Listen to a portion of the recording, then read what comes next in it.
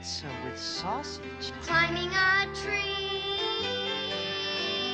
Happiness is 5 different crayons. Catching a firefly. Setting him free.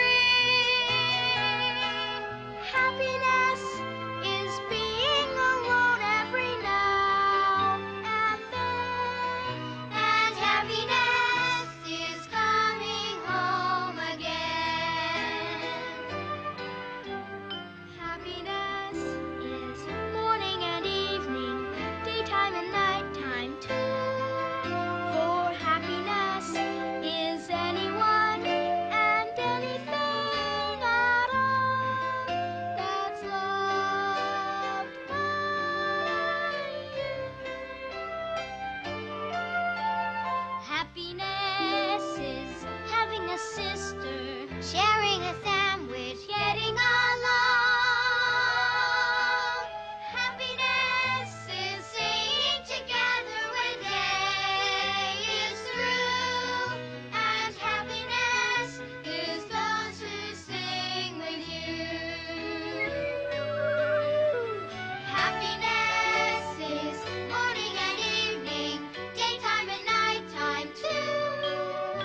For happiness is anyone and anything at all that's loved by you.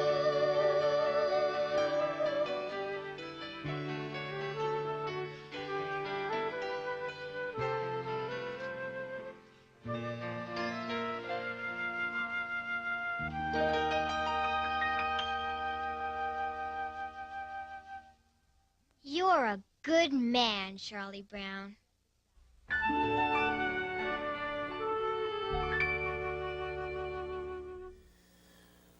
Well, the Peanut Gang tells us how to live a life of joy.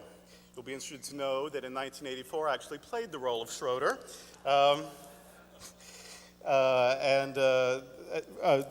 The musical version I knew about before I actually had ever seen the cartoon. The song is exactly the same. But the Peanut Gang tells us how to live a life of joy. They recommend learning and discovering new things and celebrating life and spending time in reflection and sharing and loving and expressing goodwill and being grateful for what we have and developing deep friendships. By engaging in these life-giving endeavors, we can be blessed, according to the Peanuts kids. And to be blessed means to be truly happy. Not the sort of superficial happiness that we get when our favorite show comes on TV or when we don't get any red lights on our way to work or those kinds of things, but a deep joy that isn't shaken by circumstances, no matter what they are. In the Sermon on the Mount, Jesus promises blessings to those who engage in life-giving practices, the same kind of life-giving practices that the Peanuts kids sang about. He says that true happiness, blessings come, true happiness, deep joy comes from promoting love and promoting justice and promoting peace and promoting healing and building community and having goodwill. That doing these things by offering, by giving ourselves to good causes, to good work, to make a difference in our world, that's what makes us feel good about ourselves. That's what makes us feel connected to people even beyond our sphere of immediate influence. And when we do that, when we work for love, when we work for justice, when we work for peace, when we work for healing, when we build community, and when we share goodwill, then we are blessed. We are truly happy. Doesn't mean we aren't also angry or sad or grieving or all the wonderful expression of emotions we have. But in addition to all of that, we have contentment with who we are and we feel good about what we're doing in the world. Now we'll get back to this important lesson that we hear from that Sermon on the Mount, from those Beatitudes on the Sermon on the Mount. We'll get back to that. But first, I want to reflect on some of what has been happening in our world recently, some unhappy circumstances, clearly. Since 2009, U.S. Christian missionaries have held anti-gay conferences in Uganda. U.S. missionaries have gone to another country to have these anti-gay rallies and workshops and conferences. They are now ordaining ministers and planting churches throughout Uganda. And they are dedicated, these churches that are being planted are dedicated to an anti-gay message. That somehow the good news that has been exported from our part of the world to theirs is that gay people are somehow subhuman, that same-gender love is somehow not love, and that people who are so subhuman and non-loving should be brutally punished for who they are. These U.S. missionaries and the hatred that they are exporting have contributed to a hostile climate that breeds violence and even murder. As a result of this homophobic agitation, a disturbing law has been proposed in Uganda that would punish people with life in prison, and the proposed law originally called for the execution of gay people. The anti-gay bill would even fine or jail allies of gay people. Someone's mother who loved her gay son unconditionally could spend 5 to 7 years in prison or pay an onerous fine. Friends and family who won't turn their loved ones in, or who might even dare to speak in favor of equal rights for gay people, can be punished according to that law. Now, remarkably, this almost unimaginable injustice is being perpetrated in the name of one who was himself executed for standing up to unjust powers of oppression. Will irony never cease? This climate of hate resulted last week in the murder of David Kato, a gay rights activist in Uganda, not quite 46 years old. His friend and co-activist, Val Kalinde, shared her very powerful story with us on Wednesday evening in this very room. In fact, upon landing at the Fort Lauderdale-Hollywood International Airport on Wednesday, Ms. Kalinde learned that her friend David Kato had been killed. Still, she rose to the occasion and spoke eloquently for an hour about the brutality same-gender-loving people face in her home country. David Kato was bludgeoned to death with a hammer in his own home.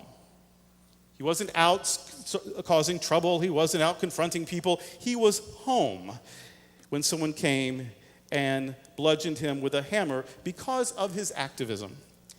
At his funeral, adding insult to his victimization, an uninvited pastor grabbed the microphone and started an anti-gay rant in the style of Fred Phelps. Instead of honoring a brave man who had been slain, this minister used the funeral, a time for closure, a time for healing, a time for saying goodbye. This minister used the funeral as an opportunity to spread more of the kind of intolerance that cost David Kato his life. Cato's friends understandably responded with outrage, and mayhem broke out. Rest in peace indeed.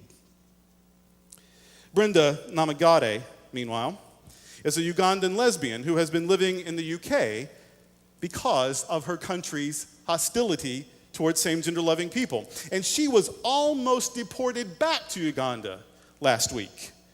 The deportation, because of international outcries, has temporarily been delayed, but there is more work to do before we can celebrate knowing that she will not be sent back to certain torment and probable death. Just a few weeks ago, 5 gay rights activists, 5, were killed in Honduras. Now, of course, we've known for years now that Jamaica is the most unsafe country in the Western Hemisphere for LGBT people, though apparently others are trying to rise to the challenge to equal the unsafety for LGBT people. But Jamaica has been an unsafe place for a long time for same-gender loving people, and we continue to support our friends in that island nation as they work for equality and as they struggle literally to survive. Here in the U.S., fast food chain Chick-fil-A has been identified as supporting anti-gay organizations and funding campaigns against marriage equality. They make a profit from taking money from both straight and gay people and then use those profits to oppress gay people. Chick-fil-A prides itself on being a Christian-owned franchise.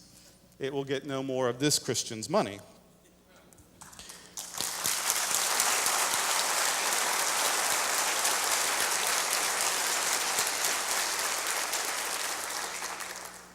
And plus, I'm far too slender to eat there anymore anyway.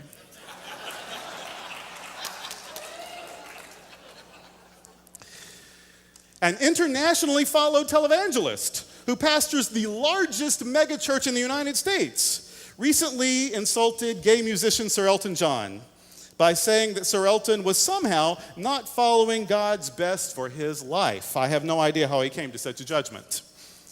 The well-known Houston pastor, known for his soft voice, smile, and usually positive messages, also said on a couple of public occasions lately that homosexuality is a sin. To his 44,000 church members and worldwide audience of multiple millions, he labeled the love that I have shared with my life partner for the last 11 years a sin. The cause of love and justice was not well served by his thoughtless remarks. And to those hurt by his remarks, I would say that God is love, and whoever lives in love lives in God, and God lives in them, and that love that includes the divine presence is also same-gender love. There are no qualifications. Whoever lives in love lives in God, and God lives in them. Medical science and social sciences tell us that sexual orientation is innate. Whether one is gay or bi or straight, or any of the variations along the continuum, because there are variations. We want things in neat little boxes, and life is just never that way. But whether one is gay or bi or straight, or any of the variations along the continuum, is a matter of ontology, a matter of isness, not choice. One of the names for God in the Hebrew Scriptures is I am that I am. Long before it was a song in La Cage aux Folles, it was part of our Hebrew Scriptures. I am.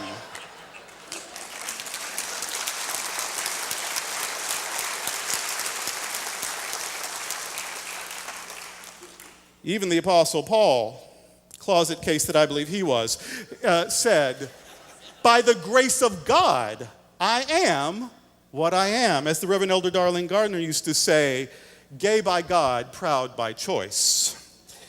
For something to be a sin, one must have volition in the matter.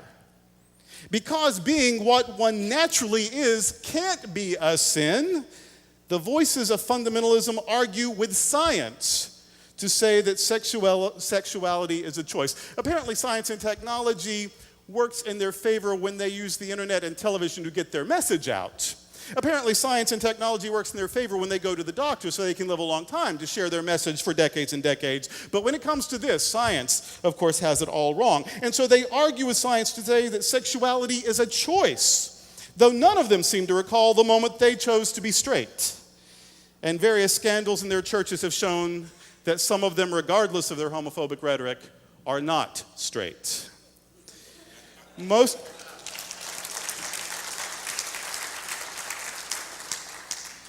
of us can't choose who we are, and if you are that one exception who can choose, please make the most of your choice. Be straight today, gay tomorrow, bi on Tuesday. Make the most of your choice. Don't be that one person not using the gift of choice.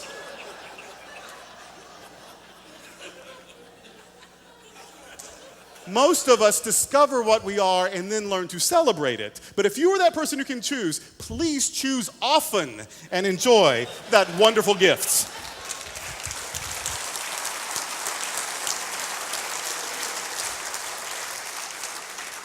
It is no sin to be in love.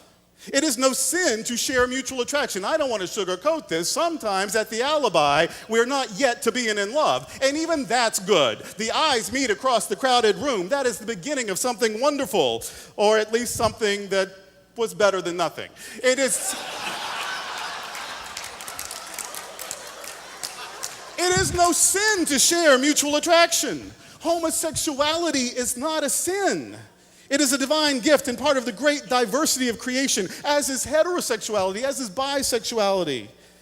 But homophobia, the fear of and often willful ignorance about homosexuality, is a matter of choice. And it causes great damage. And so I can say with confidence and with moral authority and with prophetic certainty that while homosexuality is not a sin, homophobia is.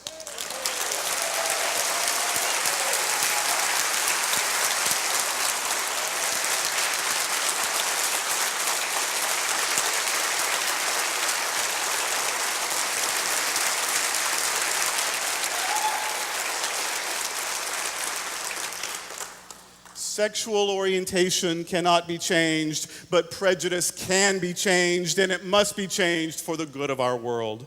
Reverend Brian Hutchison and I spoke just 3 days ago at a local university.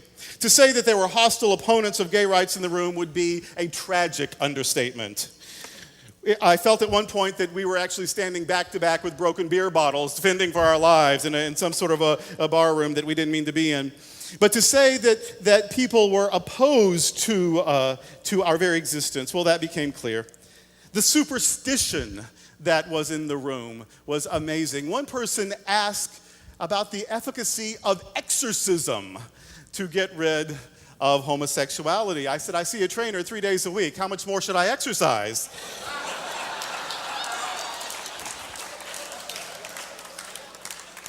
I'm middle-aged already. You're going to hurt me.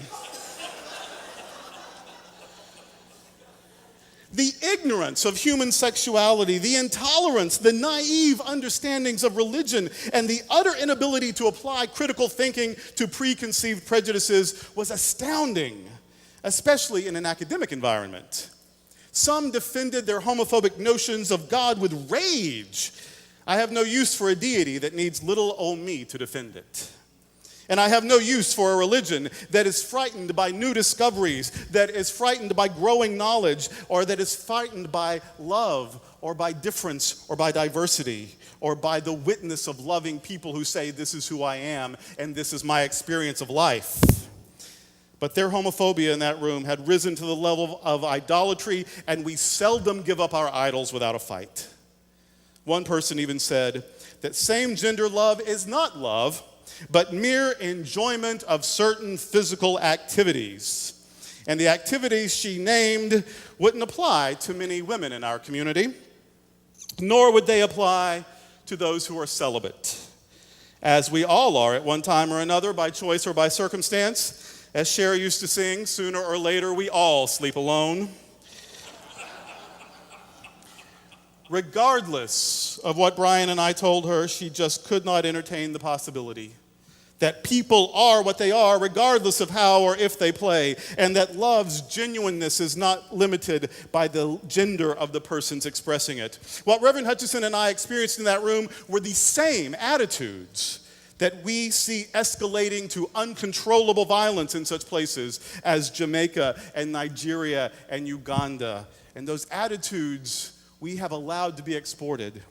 And we have supported some of that with our spending or with our silence, and we just can no longer be part of exporting violence and hatred and murder.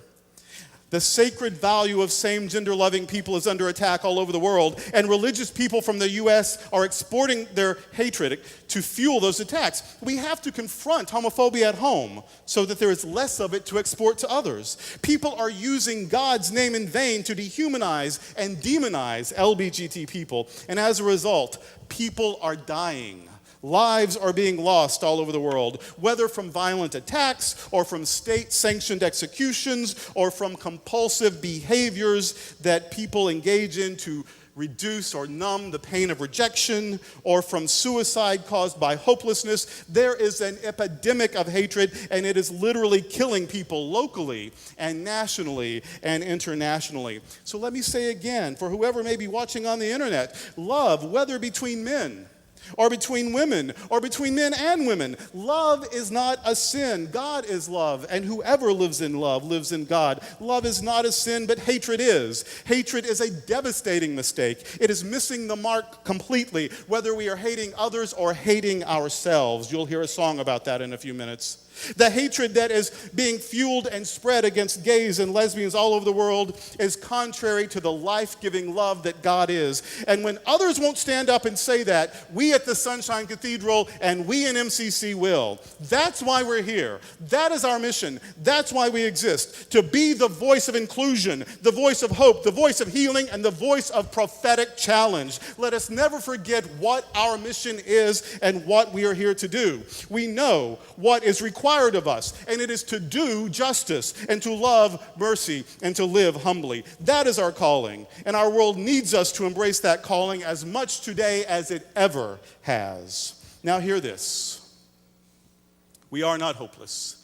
There that's a long list of what is problematic and challenging in the world, but we are not hopeless. We are not without joy because we are willing to name the injustice and to speak truth to power and to offer a more affirming view of spirituality by answering our call to speak out for justice, to speak out for love, to speak out for compassion and fairness and inclusion. We are filled with indomitable hope and with unspeakable joy. Our hope is that our efforts will one day change the culture of hate into a society of concord, unity, and goodwill. And our joy is that when things weren't as they should be, we allowed God through us to be a healing power in the world. We remembered what was really important, and we stayed true to our high values, never being distracted, never majoring in minors, but staying focused on why we are here and what we are called to do. And because we will continue to offer an alternative to oppressive theologies, because we will offer healing love to the wounded, and because we will not be silent, nor will we rest until the sacred value of all people is recognized and celebrated, we will be far too busy to ever be without hope or without joy. We will be far too busy to be distracted by anything that would keep our focus from this high calling, and we have a noble purpose. And because we have a noble purpose, we will always be filled with hope and joy as we live into that purpose. I think that's what Jesus is saying today in the Gospels. Blessed are the poor in spirit.